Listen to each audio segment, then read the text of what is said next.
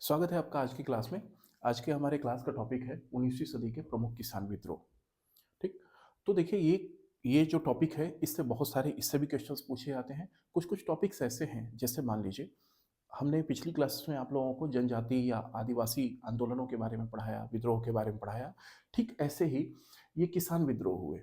और एक किसान विद्रोह होने के पीछे कारण क्या थे, जैसे अगर कारणों की बात की जाए, कारण क्या थे? कारण तो देखिए हर एक किसान विद्रोह के कुछ कुछ कारण अलग दिखाई देते हैं, लेकिन मुख्य कारण इनका यही था, आर्थिक शोषण। किसके द्वारा? अंग्रेजों के द्वारा। क्या था मुख्य कारण? मुख्य कारण आर्थिक शोषण था। आर्थिक शोषण। अब इसको लेकर आर्थिक शोषण मतलब किसी तरीके से धन की उगाही अब किस तरह से हो, तो किसानों से किस तरह से की गई, ये हमने जैसे अलग अलग क्लासेस में हमने आप लोगों को बताया हुआ है। जैसे अलग अलग भू राजस्व व्यवस्था को कायम करके, जैसे इसमें अस्थाई बंदोबस्त, रैयतवाड़ी बंदोबस्त, मालवाड़ी बंदोबस्त, इनके द्वारा। चूंकि भारत एक कृषि प्रधान देश है, आपको अभी भी पता है कृषि प्रधान देश है, पहले भी था। पहले तो इतनी ना टेक्नोलॉजी थी ना इतनी सारी इंडस्ट्रीज थी, कुटीर उद्योग हुआ करते थे। लेकिन उसके अलावा उनकी हालत वैसे ही हस्तशिल्प उद्योगों की खराब हो चुकी थी। अब जो किसान बचे थे वह क्या करने लगे, जो खेती करते थे उस किस कृषि पर अतिरिक्त लोगों का भी भार आ गया, तो बहुत सारे अकाल वगैरह भी पड़ने लगे, उनकी स्थिति वैसे ही दयनीय हो गई और किसान परेशान होने लगे अंग्रेजों की नीतियों के कारण। तो आज इसी कड़ी में हम लोग देखेंगे, जैसे नील विद्रोह हुआ तो क्यों हुआ, आज इसी में हम लोग पावना विद्रोह को देखेंगे। फिर जो अगली क्लास लेंगे हम लोग, उसमें हम लोग देखेंगे दक्कन का विद्रोह क्यों हुआ, मोपिला विद्रोह क्यों हुआ, और बाकी के जो जैसे मान लीजिए चंपारण आंदोलन था, खेड़ा था, ये सब हम लोग जब राष्ट्रीय आंदोलन पढ़ेंगे कांग्रेस का गठन के बाद, उसके बाद से उस घटनाक्रम को वहीं पर हम लोग कवर करेंगे। तो फिलहाल इसलिए हमने टॉपिक इसका रखा है 19वीं सदी के प्रमुख किसान आंदोलन। इसमें जो चार पांच जो मुख्य हैं उनके बारे में हम लोग पढ़ लेंगे। तो आज की शुरुआत हम लोग करते हैं नील विद्रोह से। देखिए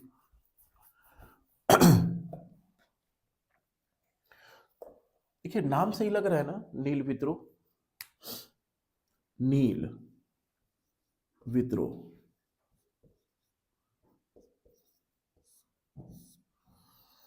नील विद्रोह बेसिकली यह समझिए कलकत्ता में कुछ किसान हुआ करते थे, और ये बात है 1859 टू 60 के बीच की, 1859 से 60 के बीच की बात है ना।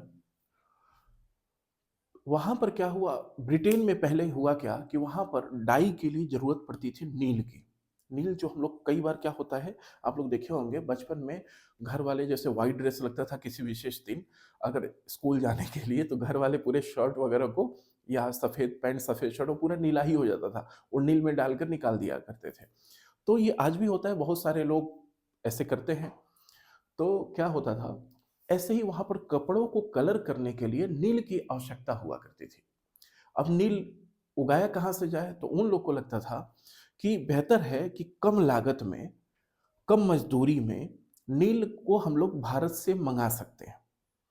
अब यही हुआ, बंगाल में जो कि जमे जमाए थे, वहां पर किसानों के कोई क्या करते थे, कुछ पैसे देते थे एडवांस, कि एक काम करो तुम लोग धान गेहूं मत उगाओ, उसके जगह पर तुम हमको नील का उत्पादन करके दो, तुम्हें पैसे भी ज्यादा मिलेंगे।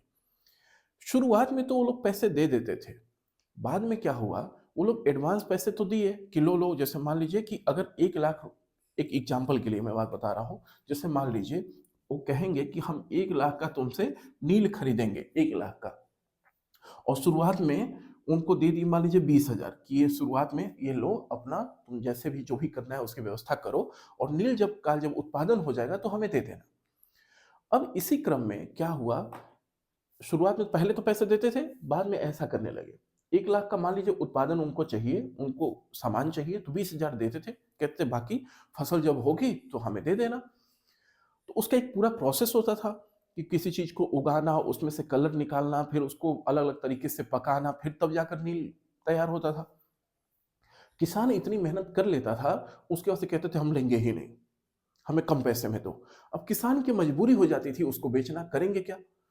अब किसान ऐसे ऐसे कम पैसे में उनको देने लगे। अब इसका दिक्कत एक और हुआ कि जहां पर नील की खेती हुआ करती थी वह जमीन उपजाऊ नहीं रह जाती थी। मतलब कुछ जो चाहते भी थे कि हम अब नील की खेती ना करें, अपना कोई फसल उगाएं, तो उसमें उनकी पैदावार गिर जाती थी। अब यह बात जब धीरे धीरे जब सब देखने लगे, महसूस करने लगे कि भाई हमें तो ठगा जा रहा है, तो इन लोगों ने इसी बात को लेकर विद्रोह किया। और किसके खिलाफ विद्रोह किया? वहां पर जो ठेकेदार थे, जो इसके ठेकेदार थे, जो उगवाते थे पैसे देकर, उनके खिलाफ विद्रोह किया। जो वहां पर जमींदार भी थे कुछ जमीनों को लेकर, और फिर कहते थे कि इसमें नील उगाओ। अब ये लोग नहीं करते थे तो उनके खिलाफ ये विद्रोह हुआ। विद्रोह जमकर हुआ, और इस विद्रोह के बारे में कहा जाता है कि इस कदर फैला कि इसको वहां के जो भी पत्र पत्रिकाएं हैं वो लोग भी छापना चालू कर दिए, जैसे हिंदू पैट्रियट में। फिर उसके बाद से अलग अलग नाटकों में दिखाया जाने लगा, है ना। जैसे एक और थे इसमें इसमें हरिश्चंद्र जी, हरिश्चंद्र, इन्होंने अपने जो भी पत्र पत्रिकाएं निकालते थे उसमें डालना चालू कर दिया। जो बंगाल की जो आपस में पत्र पत्रिकाएं थी उसमें निकलना चालू हो गया। दीनबंधु मित्र ने निकालना चालू कर दिया, है ना। अपने नाटक में उन्होंने इस सब का, नील दर्पण जो उन्होंने नाटक निकाला था, ये पूछा जाता है नील दर्पण नाटक किसने लिखा था। उनके नाटक में इसका मंचन होने लगा कि किस तरह से नील के जो कृषक हैं, जो नील के किसान हैं, जो नील उगाते हैं या बनाते हैं उसकी विधि, उनके खिलाफ किस तरह से अंग्रेजी शासन या जो ठेकेदार हैं उनके खिलाफ क्या करते हैं, ज्यादती करते हैं। इन सब बातों को लेकर जब ये हुआ तो काफी हद तक ये फैल गया।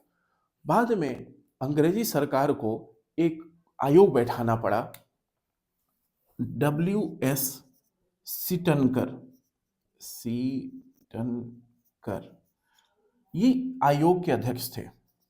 आयोग के अध्यक्ष, 5 सदस्यीय कमेटी बैठी, मतलब उस कमेटी में 5 लोग थे। उसमें से एक चंद्रमोहन चटर्जी भी थे, एक ही भारतीय थे, एक ही भारतीय, भारतीय चंद्रमोहन चटर्जी, चटर्जी ये थे। और ये किसका पक्ष ले रहे थे? वहां के ठेकेदारों का। हमारे भारत को देखिए, नुकसान अंग्रेजों से जो जितना हुआ उसके बहुत ज्यादा कहीं ना कहीं हम लोग यह पाते हैं। जब हिस्ट्री आप कोई भी पढ़ता है, जो हिस्ट्री का स्टूडेंट होता है वो ये समझ पाता है, जो टीचर और जो लेखक है वो तो बताते ही हैं कि सबसे ज्यादा जो नुकसान हुआ वो भारतीयों ने ही किया आपस में एक दूसरे का। अब सोचिए कि ये किसके तरफ से लड़ते थे? वहां के जो ठेकेदार हैं, जो जमींदार हैं, उनके वकील थे, उनका पक्ष रख रहे थे चटर्जी साहब। और बाद में इस बोर्ड का जो रिकमेंडेशंस आई, जो संस्तुतियां इन्होंने प्रस्तुत की, उसमें यह कहा कि देखिए, आप जबरदस्ती नहीं कर सकते नील उगाने को लेकर, और किसान जो चाहे वो उपजा सकते हैं। यह सब बातें इसमें हुई। ठीक, तो इसमें क्या याद रखने वाली चीज है? एक तो कब हुआ नील विद्रोह, और इस आयोग के अध्यक्ष कौन थे? तो WS सीटनकर थे। इसमें एक ही भारतीय, कितने भारतीय थे? तो एक भारतीय, इनका नाम क्या था? चंद्रमोहन चटर्जी। इस इसको, नील विद्रोह को किस एक साहित्यकार ने अपने नाटक में रखा? तो ऐसे तो बहुत साहित्यकारों ने अपने अपने नाटकों में रखा, लेकिन एक जो मुख्य है वो थे दीनबंधु मित्र, दीनबंधु मित्र। इन्हीं के द्वारा लिखा गया है नील दर्पण, नील दर्पण ये नाटक है। और इसमें किस तरह से उनका शोषण हो रहा है उसके बारे में बताया गया है। इसीलिए कई बार पूछा जाता है कि नील दर्पण किसके द्वारा लिखा गया। आप समझिए क्यों पूछा जाता है। उसके पीछे कारण ये था कि इन्होंने उस समय की चीजों को लिखा। और देखिए, उसमें शासन के विरुद्ध लिखना या जमींदारों के विरुद्ध लिखना ठीक ऐसे ही था जैसे आज के समय में आप गवर्नमेंट के अगेंस्ट में बोल दीजिए।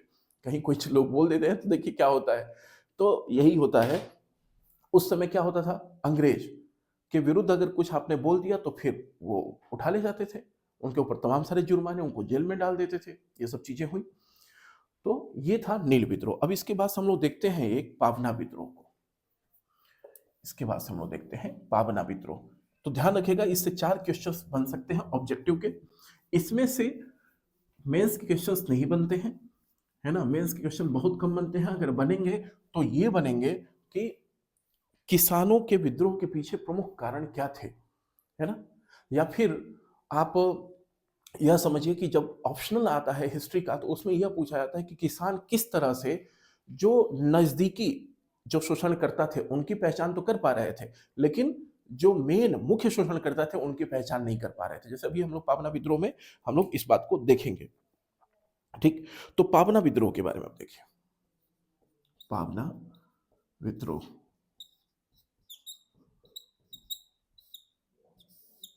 पावना विद्रोह ये 1873 से 1876 तक चला। ठीक, 1873 से 1876। देखिए, बंगाल में एक जिला हुआ करता था पावना, उसमें एक तालुका होता था यूसुफ शाही, है ना, वहां पर इसको लेकर विद्रोह हुआ। और क्यों विद्रोह हुआ?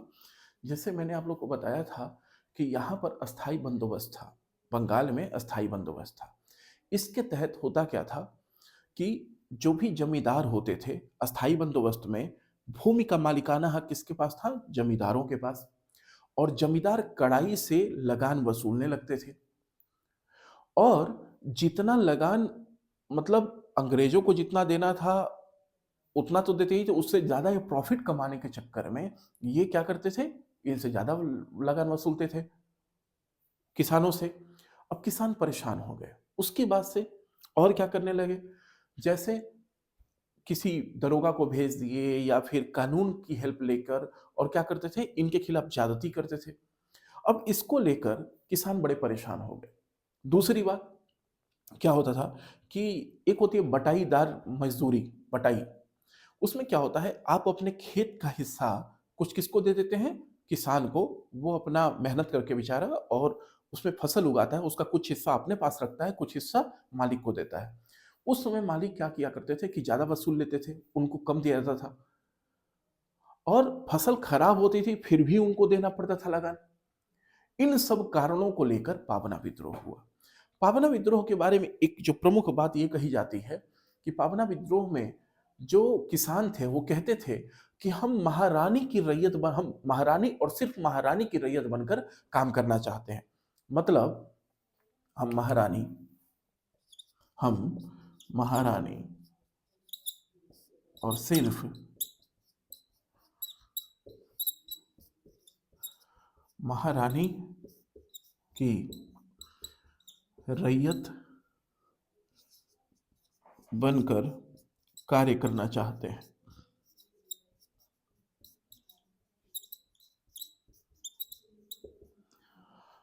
इसका मतलब क्या था?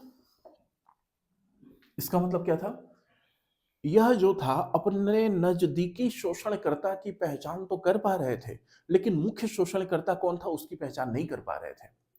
देखिए, नीतियां किसकी? अंग्रेजों की। वसूल कौन रहा है? इंडियन। वहां की जनता किसके खिलाफ खड़ी है? इंडियन के।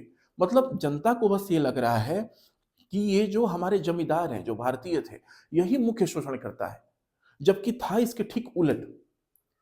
मुख्य शोषणकर्ता तो अंग्रेज थे, और किसान विद्रोह किसके अगेंस्ट कर रहे हैं? वहां के जमींदारों के।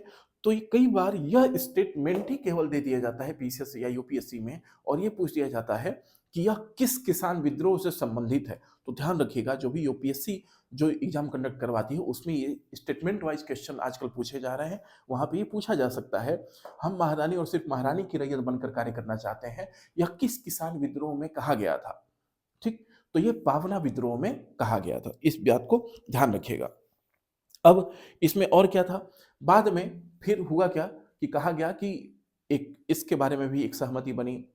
ठीक, एक ईश्वर चंद्र राय थे, इसको इन्होंने लीड किया था, ईश्वर चंद्र राय जी ने, ईश्वर चंद्र विद्यासागर नहीं, ईश्वर चंद्र राय, इन लोगों ने लीड किया। बाद में फिर ये कहा कि किसानों को आप लोग बेदखल ना करिए, उनको हटाइए नहीं। जमींदारों को कहा कि भाई आप इनको हटाइए नहीं, ताकि किसानों के नजर से वो अच्छे बन जाए, यही बस सुधार हुआ। कहा कि ना ही उनको जेल होगी और ना ही उनको हटाया जाएगा, उनको जमीन से वंचित किया जाएगा। तो बस इस विद्रोह के बाद से यह हुआ, यह विद्रोह हिंसक विद्रोह नहीं था। इसके पहले वाला नील तो थोड़ा बहुत हो गया था उसमें हिंसा, लेकिन इसमें हिंसक विद्रोह नहीं था। और जो नील विद्रोह था वह पहला ऐसा, नील विद्रोह के बाद से यह दोनों, एक तरह से ये था कि इसको सफल विद्रोह माना जाता है। इसको सफल विद्रोह माना जाता है किसानों के नजरिए से, क्योंकि उन्होंने थोड़ा बहुत परिवर्तन कर दिया। और इस तरह से ये दो विद्रोह आज समाप्त हुए। अब अगली क्लास में हम लोग और दो विद्रोह को कवर करेंगे। ठीक है, तो आज के लिए इतना ही। Thank you so much.